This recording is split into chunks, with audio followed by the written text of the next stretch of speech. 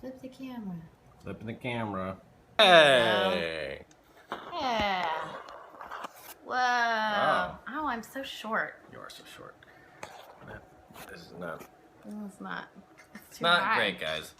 But fine. we don't have like a super fancy stand. It's a box. I'm using a box. Mm-hmm. But this is Sean and Kyle's super mega awesome Doctor Who review show. Kyle is actually out celebrating. She's sitting on some pillows. So, Kyle, I'm Sean. Kyle is actually not here today. Well, not real Kyle. Plate Kyle is here today. He's called Pyle, and he'll be helping us review. See why we brought her? And this is Lena Thomas. She'll be guest starring today. Hi. So yeah. So I mean, today we're going to be discussing. Can they talk to us on here? They can write little notes and they can give hearts. Yay. Right now, it doesn't look like anyone's in the room. I don't think so. But We that's started okay. early. It's we just also now started 4. just a little bit early. It's 4 o'clock. It's 4 o'clock. Hey, there's hearts. Yay! See, people are here. There are hearts. Hi, guys. Well, today we are reviewing episode 3, season 9, Under the Lake. What's kind of fun about having Lena here with me today is Lena is not. I'm not a Whovian. She's not anti-Whovian. She just hasn't No. watched live, which is funny because her whole family watches it, and I, being her man lover, am a huge Whovian, and I'm working on it, guys. Don't worry, I'm working on it. There's a lot. There's a lot to get into. There's a lot to get in there. So, but you Hearts, guys, if you're a non-Whovian No. who loves your boyfriend. because everyone there is a Whovian that's watching this. That's true. There's Yeah, some you want hearts. the one that makes noises? Yes. Okay, good. So what's kind of great about having her on the show today is that I don't have because any of his biases.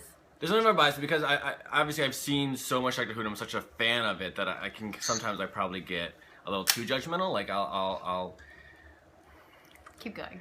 I'll be a little hard. I'll be a little critical, I guess, when certain episodes happen because I love the show so much and I've seen so much of it and that I have a lot of history with it. So I've I get watched picky. the reviews that you and Kyle do, and you make this look a lot. So. I don't think I'm gonna make that look today though. No, it's a because, good episode. Today's episode, season 3, Under the Lake, I thought was great. I thought it was Creepy. creepy. This is Doctor Who. This is classic Doctor Who storytelling. You know, the Doctor lands in a single location place. There's some crazy mystery going on. He goes into solving it, and it was fun, and it was funny. And I think that Toby Whithouse, who's the writer for this episode, did a great job.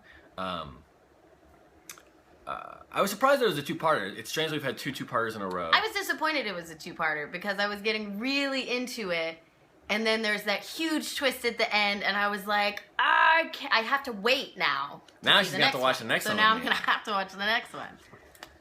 Pyle also really liked this episode. We're assuming. Ha ha! Oh, Pyle, calm down. Is that how his voice sounds? That's exactly how his voice sounds. That was actually pre-recorded, so that wasn't me doing anything. That was just Kyle talking. Hi, Heart. Hi, hearts. Yeah, I thought it was funny. I thought it was fun. I love the opening. I loved this underwater space base and this spaceship with this mystery built into it. I totally thought it was going to be Atlantis, and I thought that I was going to be so smart. When I saw the markings in the craft, I was like, oh, they're going to find Atlantis because that's where my sci-fi mind goes. He's been to Atlantis a couple times, so it could still be an Atlantis thing, but it got off to a really great start. I mean, like the fact that it opens and in 2 seconds, like this guy gets incinerated by the afterburner of the and then spaceship. immediately, Then he's immediately a ghost. Like that Like was that's really quick turnaround as far as like the supernatural world. Like they came out of the room and then they turned around and they're like, "Oh, you're back." No, you're dead. And the Right. effect on the eyes was just creepy enough. Like it wasn't so terrifying or grotesque that it was grossing me out, but it was really eerie. And I was nervous based on the commercials a little bit because the other ghost to me looked like Abraham Lincoln. I was worried Oh, the one with the beard and the With the top chops? hat. Yeah, I mean, but apparently he's from an alien race that's super nice, which Lincoln I think They was pretty dress nice. well. So that's fair. Maybe He was Lincoln scary. was an alien. Future Doctor Who episode. But I love that, and then you know, the doctor lands, and the cast, the characters they had in this episode were great. Like, I loved that the leader of the group was deaf and was doing signs. And I love that really cool. they ended up having to use that to their advantage with the lip reading. Like, what a great tool to give yourself for this strong female character who also has this great sign language ability to be able to solve the mystery by reading lips. I thought that was a really nice way to take it. I did not believe that the doctor could not do sign language.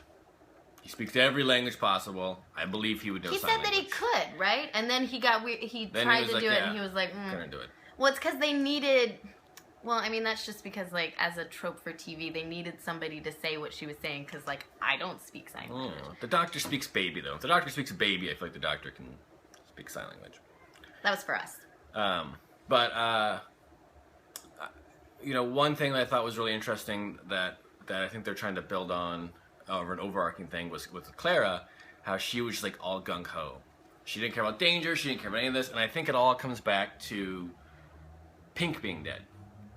I had to ask him about that, because I was like, she doesn't seem to be scared of running into what could be a very deadly situation. And you were like, well, she's died a couple of times, and she just lost a friend. And I was like, oh, it's that kind of ultimate risk-taking that people get when they're faced with mortality. Yeah, I think she's in the kind of screw it. She just wants to, like, have these adventures and go all these things. She's just like, almost she doesn't care. And they had that moment, but they also kind of blew it off. They had the moment where Capaldi, like, kind of called her out on it, which was nice. Because Capaldi, we've learned that his doctor is not... He's very the opposite of Matt Smith, where he's not very emotional. In fact, I loved the moment where she said cue cards, and he had to pull out pre-written responses for his feelings. Very sorry for the loss of your loved one and or friend and or pet. Like, or slash. That was hilarious. That was really funny, and it's very Capaldi. Like, he's very cerebral. He's not very emotional. He still cares. He still wants to do what's right, but, like, he's not real sensitive, and I love that about it. I didn't... Well, go ahead. You can say whatever. I think Plate has something to say. Oh, Pyle, do you have something to say? I agree with everything Sean says. He's so smart and attractive. Now he's like a blues singer. Kyle's a lot of things. I did think that these, that's dumb. Did anyone else think that's dumb? Sonic shades, Sonic sunglasses. I mean, super useful, you know, super lame. But I don't know. I wear glasses. I'm wearing contacts right now, and like I slide my glasses up all the time. So like this motion of now it's activated. I don't know. I wasn't into it. Even the sound effect was lame. Like, this is classic, guys. We want the screwdriver. We all want the screwdriver. We don't want the sunglasses. I don't like the sunglasses. Does anyone like the sunglasses? Give a heart if you like the sunglasses. Her face is melting. She's a Zygon. She won't get that. Someone likes the sunglasses, guys. Or they like that you're a Zygon, either way. This was a lot of fun, though, and it was cool because, kind of a side recommendation, we watched the movie about the history. What was the comment? We missed it. Said nope. On the sunglasses? Yep. Yeah. Agreed. We watched the movie about the history of the first Doctor Who series. What was the name of it? An Adventure in Space and Time. So if you guys haven't watched the biopic, it's like Mad Men meets Doctor Who. It's written by Mark Gatiss, who writes Doctor Who. He also writes Sherlock. He plays Mycroft on Sherlock as well. He wrote Adventure in Space and Time, and it's so good. It's very good. And I want her to watch it because she hasn't really gotten to the Who yet, but it's super fun. And it really is. It's like watching It's like Mad Men meets Doctor Who, and it's just a retelling of what happened. And really, Doctor Who's such a special show, even from the beginning, because it was awesome. It was groundbreaking in a lot of ways. And for my lady watchers out there, the producer of the original Doctor Who series was Verity Lambert, and she was the first producer that was a woman that BBC had ever had. Mm-hmm. And it's played by the actress who is in Call the Midwife, which I'm obsessed with that BBC show. He doesn't know about this one. But it's an amazing show, and it's the lead. It's the lead from Call the Midwife, plays Verity in this biopic, and it's so good, and she's so good. And the first director was the first Indian director that BBC had ever had. I mean, it was groundbreaking on like so many different layers. And the EP was an American. And so what's funny about all this was that it was kind of at a time, and now we're just kind of going to Doctor Who history in general, but it was kind of at a time where like they were like, you know what, the show's not going to do well, just put whoever on it. They kind of almost tried to set up to fail, and it blew up. and it was In a amazing. big way. And there was an episode with the Daleks. The first one had 10 million views. Which now, even now, that would be like, what? That's insane. And that's not when everyone had like 5 TVs in their house. That's insane. But Right. again, now we're reviewing something different. But we just watched last But night. watch it. I'm just saying, recommend it, watch it. But one thing that I'm connecting back to this episode is that I feel like Capaldi, the doctor that I watched in this, had exactly the same core nature of the first Doctor, where he's like an abrasive, grumpy old man who's also very caring and quirky and funny. He had all those little elements swirling around, and I felt like this episode shows all of it, because he cares about Clara, and he cares about what's happening with her emotionally, and he's excited about ghosts, and he also, like, doesn't care what's happening. He's like, well, if we die, then we'll be ghosts, and wouldn't that be cool? Like, and he's older, and you know, doesn't understand how to deal with grief with these people. It was great. Yeah, Capaldi's the same age that William Hartnell was when he started being the Doctor. So he's the same age as the very first Doctor. I think Capaldi's great. I think he's got such different energy from Smith or Tennant or Eccleston or really any of the Doctors we've seen. That's David Tennant. That's a David Tennant statue I bought. It's not very good. Is this also David Tennant? I like that one much better. That's also David Tennant, who's my favorite Doctor, which most of you guys already know. We got some Tennant hearts. 2 hearts, always. You always have to give 2 hearts, guys. Hi, X37 Adventures. What's up, X37 Adventures? You guys just want me to put these back? More love. More love. But I love the mystery of this one. I think it's cool. I love the plot twist ending.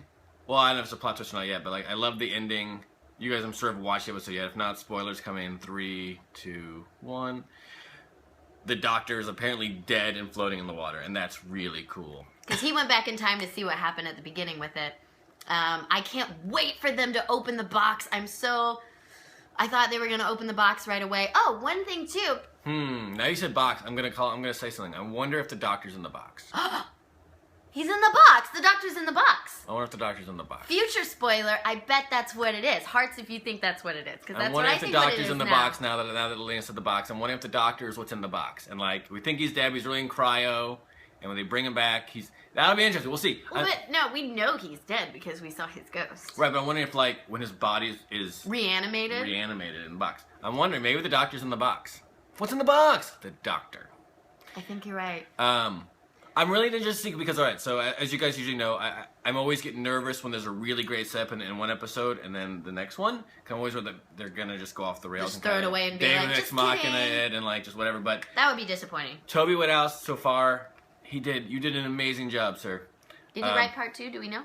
I don't know if he did. So. I hope he did. Because he did a great job in part 1. Part 1 was so funny. It's exactly what I want to watch from a Doctor Who episode. It was funny. The Doctor was funny. I love the moment. Mysteries. It made me feel smart because when the ghost didn't kill the one guy, I was like, it's because he didn't look at the numbers because she wouldn't let him in the ship because it was dangerous. I felt it gave me the opportunity to feel smart because I figured something out. And I always enjoy that feeling. Well, the best written mysteries are written that way, to where if you're paying attention, you can figure some stuff out, and that's fun for the audience. And I just thought it was a funny episode. I thought it was really. I love where they're going with Clara. As I've said before, Clara I never thought worked with Matt Smith very well, just because I don't think he needed her. But Capaldi needs her. Capaldi needs her to teach him how to be human. Right. So I love that. She has skills that he doesn't. I think she fits really, really well with him. I absolutely do love Capaldi as a Doctor, and I thought this was a great episode. I'm really excited for next week's episode. I liked figuring out that the TARDIS was somewhat emotional, too. Because being so new to Doctor Who, I was like, oh, it's their ship, it's their craft, it's whatever. But the first moment when they land, and he was talking to the TARDIS, and he refers to her as a her, and he's like, she doesn't want to be here. That's a cool thing to have such a great connection with your ship. Almost in the same way I'm sure like cowboys have with their horses. Maybe that's a little demeaning to the TARDIS. It's a little demeaning to the TARDIS, but we get what you're saying. And she's new, guys. She's new. Do you guys have any questions or comments? You can type it in. We'll talk about it. Tap it in. Waiting. I don't know. Everyone types as fast. I think my fastest words per minute was like... I think I got to 130 at one point. That's it? I don't know. That's my fastest word per minute. I used to be 155. Maybe it was 160. Ooh. I don't know. I I haven't done this since like third grade. secretary in the 1950s. Well, 1950s. But yeah, guys, thanks for coming. It's fun Thank as you. always. I thought it was a really, really fun episode. So usually, Kyle and I. Yeah, me, Kyle. What happens? Do I need to be Kyle while you guys? No, do? because I have something else for you to do. Kyle and I always do the theme song in the end, just a little bit.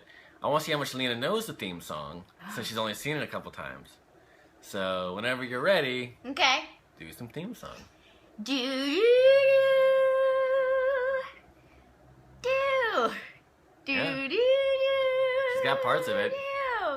Wiggly things. I know how they made the visuals in the first theme song. Because you watched They turn the camera in on itself. If you Adventure in record a Space and Time. camera recording itself, it makes a little like. Well, how does the rest of it go?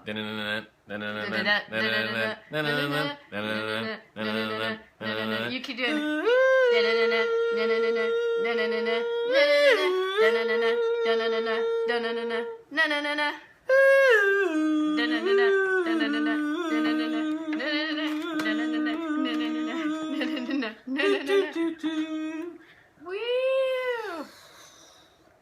All right, guys. Well, that's all for us. Thank you for stopping by. As you can see, the couples that watch Doctor Who together stay together, and so that's a thing of love for you guys. Like, watch Doctor Who with people you love. I'm trying to kiss your cheek. There it is. Thanks, guys. Thank you. See you guys next week. I'll be back next week. I'm Kyle, the plate face. Oh, Kyle Plate, calm down. Hopefully he's having fun with his friends on his birthday, but Thank you for Bye, the guys. heart. Thank you.